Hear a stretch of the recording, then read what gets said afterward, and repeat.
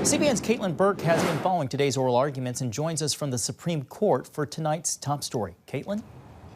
Today, the High Court heard two challenges to SB 8. The first from lawyers representing abortion rights advocates. The second from the U.S. Justice Department.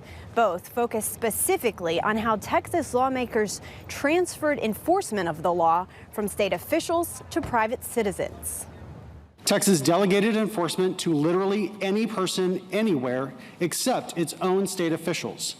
The only conceivable reason for doing so was to evade federal court review. Attorney Mark HEARRON, representing abortion providers, argued allowing the law to stand would provide a roadmap to nullify other constitutional rights.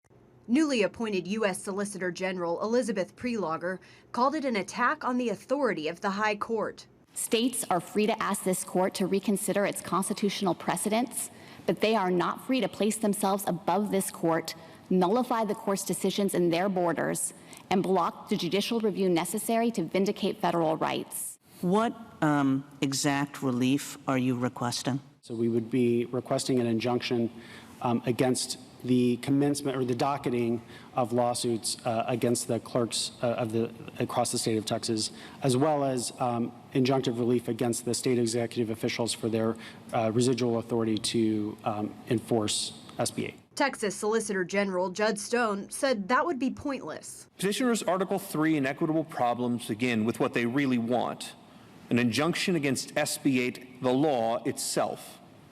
They can't receive that because federal courts don't issue injunctions against laws, but against officials enforcing laws.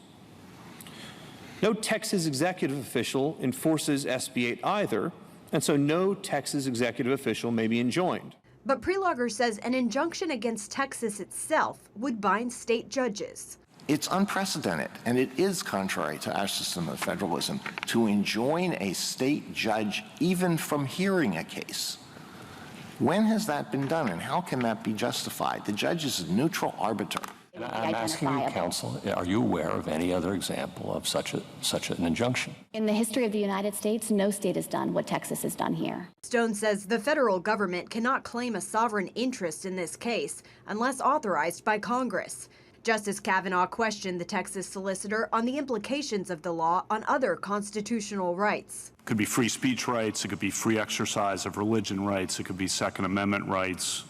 If this position is accepted here, the theory of the amicus brief is that it can be easily replicated in other states that disfavor other constitutional rights. Stone says it's the job of Congress to step in to pass legislation protecting specific rights from being suppressed by this type of lawsuit. Meanwhile, Texas Governor Greg Abbott recently spoke with Focus on the Family about SB 8, saying the enforcement mechanism used has been used many times before. It's called a QTAM lawsuit, where it provides third parties the enforcement power. It's used in Medicaid and Medicare claims. It's used in any type of False Claims Act against the federal government. And so it just imported into the enforcement mechanism a strategy that's been used for well over a century in the United States. From the Supreme Court is expected by the end of the year. And just a reminder, this case does not challenge Roe versus Wade, but the Supreme Court is hearing a case in December that challenges a Mississippi law banning most abortions after 15 weeks.